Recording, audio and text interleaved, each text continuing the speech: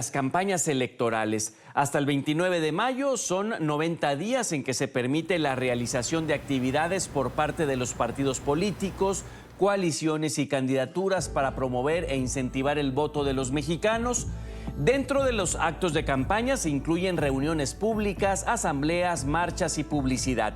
Recordemos que en esta etapa se prohíben las expresiones de calumnia o acciones que generen violencia, así como la difusión de propaganda gubernamental. Revisemos qué es lo que está en juego en estas próximas elecciones y cómo México ya está listo para ir a las urnas.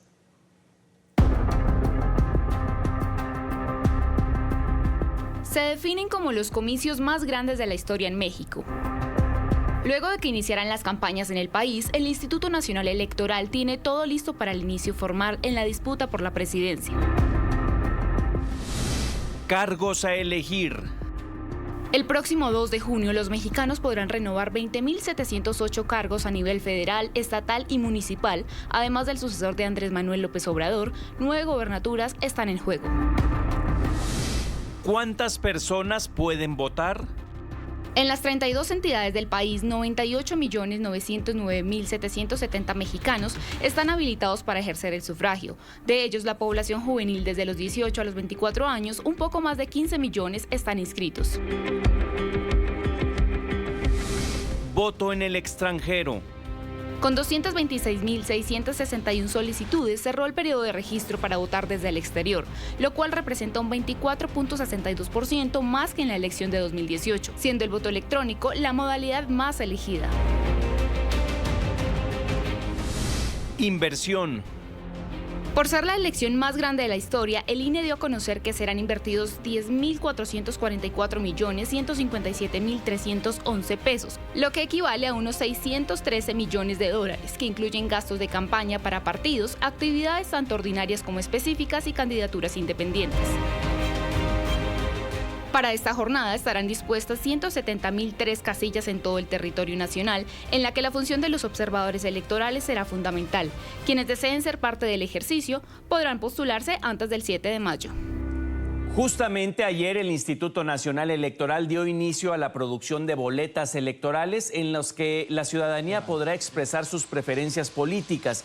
El evento estuvo encabezado por la consejera presidenta del INE, Guadalupe Tadei, junto a otros funcionarios en Talleres Gráficos de México, en donde serán impresas más de 317 millones de papeletas, en las que la rotativa GOS-M600 es la encargada de procesar 2.192 toneladas de papel. La seguridad está incluida en estas boletas electorales y listados nominales. Revisemos cuáles son las medidas que tomó el INE. Se usará papel seguridad de 90 gramos, ese que vemos en pantalla, contiene una marca de agua propia y que además es doble tono. También se implementaron químicos, fibras ópticas visibles e invisibles de colores específicos, un conjunto de elementos que según el organismo hacen imposible su falsificación. Es un gusto darle la bienvenida a nuestro primer invitado. Ya te vemos, Jorge David Aljovín, consultor y analista electoral, constitucional y parlamentario. Jorge, bienvenido a NTN 24. Muchísimas gracias, mi querido Enrique. Un gusto saludarte. Preguntarle sobre esta etapa que comenzó ayer. ¿Llegan parejos los candidatos, iguales de dinero, de coberturas, de exposición, o van cargados los dados por ahí para algún lado, como se dice? Mira, Enrique, para contextualizar, habrá que decir que las elecciones en México en este punto han llegado en un tono bastante disparejo. Hemos tenido durante meses la intervención por parte del presidente de la República a favor de la candidata oficialista, la doctora Claudia Sheinbaum Pardo. Por lo tanto, ya llegado a este periodo de las campañas electorales que en México han iniciado el 1 de marzo y concluirán el día 29 de mayo para luego llevar a cabo la elección el día 2 de junio, te podría decir de que no hay una contienda pareja ni con un piso parejo en México, sino más bien lo que nos hemos encontrado es un déjà vu al año 2006, donde justamente lo que fue reclamado por el entonces candidato Andrés Manuel López Obrador fue este piso disparejo, la intervención del Ejecutivo Federal, y eso mismo lo está repitiendo en esta elección. En cuanto a las encuestas, te tendré que decir que hasta este momento las encuestadoras dan una ventaja a la candidata oficialista, pero también habrá que decir que el momentum electoral en estos instantes pues favorecen a la candidata de la oposición, a Xóchitl Gálvez, y por otro lado también hay un tercer participante que es Jorge Álvarez Maínez, que va por el partido Movimiento Ciudadano, pero las dos claras candidatas que están perfiladas en las encuestas son la candidata oficialista Claudia Sheinbaum Pardo y la candidata de oposición de los partidos PAN, PRI y PRD, que forman la coalición Fuerza y Corazón por México, y muy probablemente el 2 de junio tendremos a la primera mujer presidenta en México.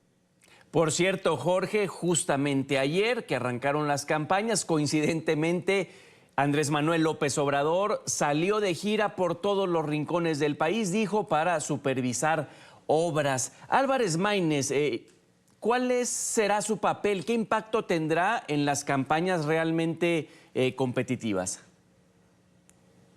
Mira, ya no puede declinar a favor de ninguna de las candidatas oficialmente. Lo que podría darse durante el transcurso de las campañas es que de facto, esto es, sin que se pueda modificar la boleta electoral, el señor Álvarez Maínez pudiera declinarse y decantarse por alguna de las candidatas, pidiendo el trasvase de votos a alguna de ellas. Habrá que decir que la candidatura de Movimiento Ciudadano se ha ido diluyendo, porque originalmente quien era la persona postulada por ese partido político era el gobernador de Nuevo León, Samuel García, que realmente sí conectaba con ese público joven que comentas y que estaba siendo un factor de disrupción en la política mexicana, nos guste o no, era un personaje interesante en aquel momento para las campañas en México. Pero luego viene justamente todo un problema en cuanto a su licencia, pues es bajado de la candidatura presidencial y se llena este vacío con Jorge Álvarez Maínez.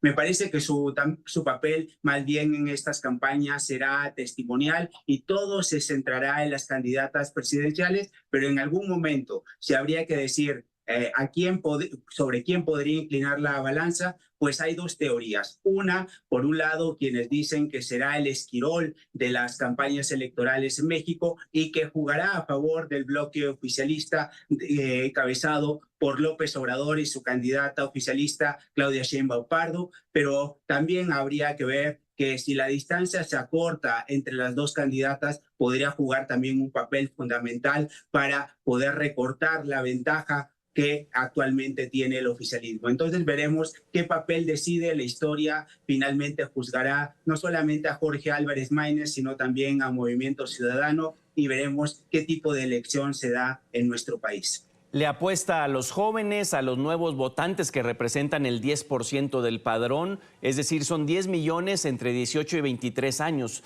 los que por primera vez van a ejercer su voto. A ellos está buscando. Coméntame algo sobre las violencias contra candidatos. ¿Qué significan? ¿Qué es lo que quiere el crimen?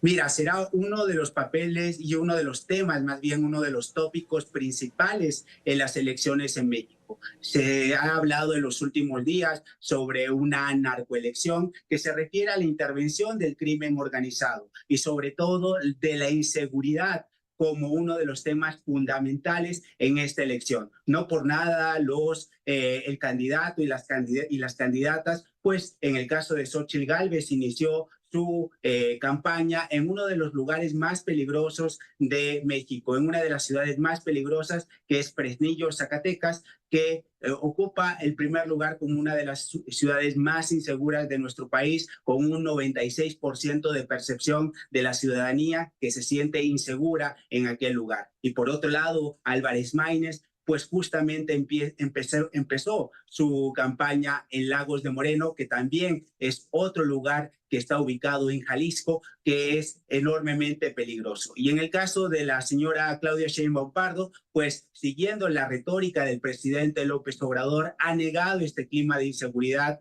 ha señalado que todo viene bien, que las cifras están alegres para el gobierno y para ella, pero habrá que decir que en el actual proceso electoral en México tenemos más de 30 candidatos que han perdido la vida. Según el último conteo, tenemos a 32 personas que han perdido la vida en este proceso electoral y por lo tanto esta narrativa que el gobierno acusa de una narcoelección como un complot para poder afectarlos, me parece que ya es una realidad cuando vemos estos números en el global. Y también habrá que decir que los propios informes del Instituto Nacional Electoral pues acusan que en 4 estados de la República, muy probablemente en 14 distritos electorales, no podrán instalarse las casillas por un tema fundamental: la intervención del crimen organizado y el clima de violencia que existe en estas entidades, que son 4, que son en el caso de Michoacán, en el caso de Oaxaca, en el caso de Guerrero, ¿no? Y que tenemos este tipo de entidades que están sufriendo los embates del crimen organizado. Entonces me parece que habrá que tomarlo con todas las pinzas, con toda la seriedad, porque será un tema importantísimo de cara a la elección. Qué tragedia esto, Jorge. Ya que nos hablas de lo simbólico de los lugares de arranque, Sheinbaum, pues en la plaza más grande del país, símbolo antes quizá de las manifestaciones ciudadanas, que ahora se topan vallas y demás. Me parece del oficialismo el Zócalo ahora.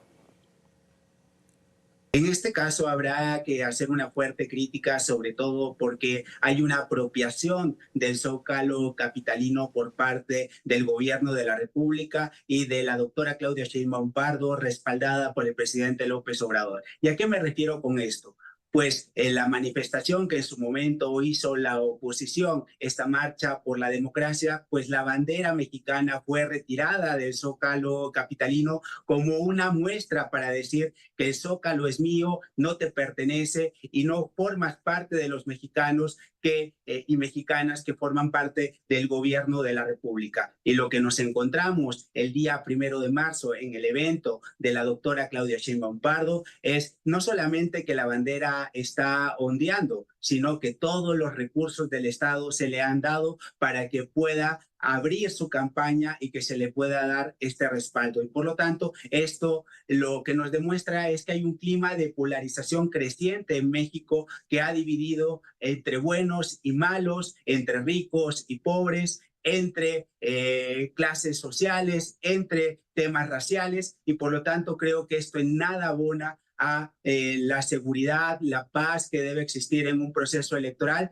más también cuando pues todo el clima viene embonado por estas tendencias en redes sociales que han acusado al presidente López Obrador bajo el hashtag narcopresidente y en el caso de la candidata del oficialismo como narcocandidata. Me parece que este será nuevamente uno de los temas centrales, pero también habrá que decir que la paz, la tranquilidad y un pacto por la civilidad es importantísimo en este proceso electoral, porque a diferencia de lo que sucedía en el año 2006, donde teníamos que había un gasto excesivo o la intervención de funcionarios públicos, 18 años después, en el año 2024, ya no estamos hablando de eso, sino de la intervención del crimen organizado y reconocido por el propio Tribunal Electoral en nuestro país, donde se advierte la posibilidad de una narcoelección en el caso mexicano. Por lo tanto, habrá que estar muy atentos y seguir este proceso electoral.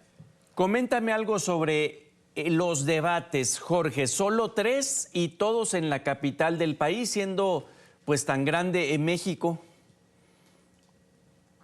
Mira, nos gustaría a quienes creemos en la democracia que las ideas se combatan con ideas y que exista la mayor pluralidad posible. Pero lo que hemos visto que en términos logísticos el propio Instituto Nacional Electoral, amarrado a las propias políticas de austeridad del presidente López Obrador y a un clima de inseguridad que existe en nuestro país, pues todo se ha centrado en la capital de la República de cara a que los candidatos puedan y las candidatas y el candidato puedan debatir en estos debates obligatorios que da nuestra ley electoral. Pero me parece que esto al final del día tiene que ser parte de una reforma electoral para darle no solamente descentralización a los debates, sino que exista más y que puedan debatir de mejor manera quienes postulen a la presidencia de la República. Y simplemente diría lo siguiente: los debates serán importantes porque, tomando en cuenta las preferencias electorales, pues veremos finalmente con qué candidata se quiere identificar el electorado y en especial las mujeres en nuestro país,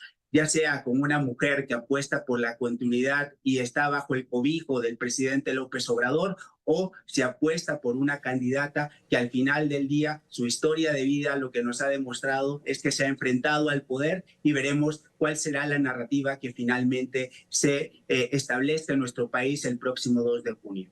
Bueno, estamos en el día 2 de 90 de campañas. Jorge Aljovín, muchísimas gracias por este espacio y hasta pronto. Muchísimas gracias a ti. Un fuerte abrazo.